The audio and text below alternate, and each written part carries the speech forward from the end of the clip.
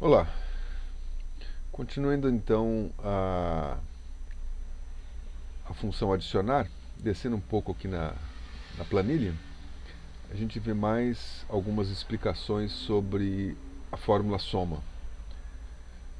Algumas a gente já viu no vídeo anterior. Então aqui, por exemplo, a gente tem a fórmula soma dessa faixa aqui, que é a soma do D38 até o D41, conforme está descrito aqui. Se a gente quiser fazer uma verificação, se não houve um erro de digitação, um erro na fórmula, a gente pode fazer uma conferência usando o próprio Excel. Se a gente selecionar a faixa que vai ser somada, aqui na barra de status ele mostra alguns cálculos que são feitos, né, em cima dessa faixa selecionada. E um deles é a soma, que está aqui, ó, 170.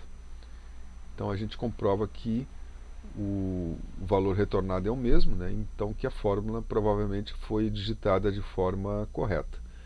Para configurar quais são os parâmetros que vão aparecer aqui na barra de status,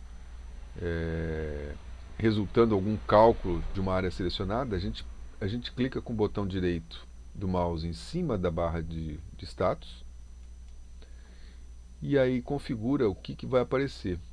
No meu caso aqui eu coloquei todos, né?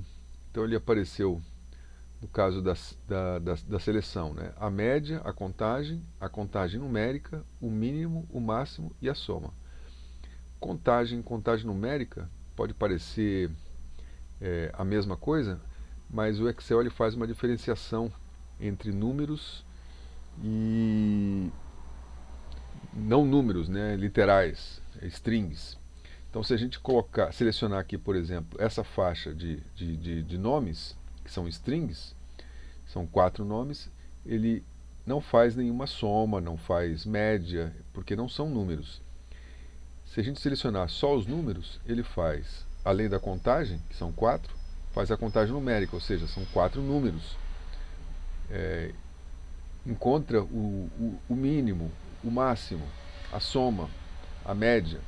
Se a gente selecionar uma área maior onde tenha números e strings, né, e nomes, ele vai novamente fazer a soma dos números, o máximo, o mínimo, a contagem numérica, ou seja, apesar de eu ter selecionado uma área com 8 células, ele vai me dar 4 números. Mas vai aparecer uma contagem de 8. Então ele já mostra esses resultados para auxiliar a gente a compreender o conteúdo da planilha e eventualmente fazer alguma conferência, né? Como no caso aqui que a gente colocou a fórmula soma.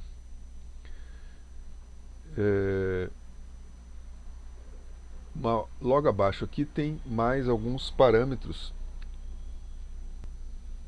mais algumas formas de trabalhar com a fórmula soma, né? Então aqui ele faz uma mistura de formas de determinar esses parâmetros. Aqui, então a gente tem o primeiro parâmetro da primeira parcela da soma, uma célula, a segunda, uma faixa, que é do G48 ao G51, e o terceiro, um número, uma constante 100.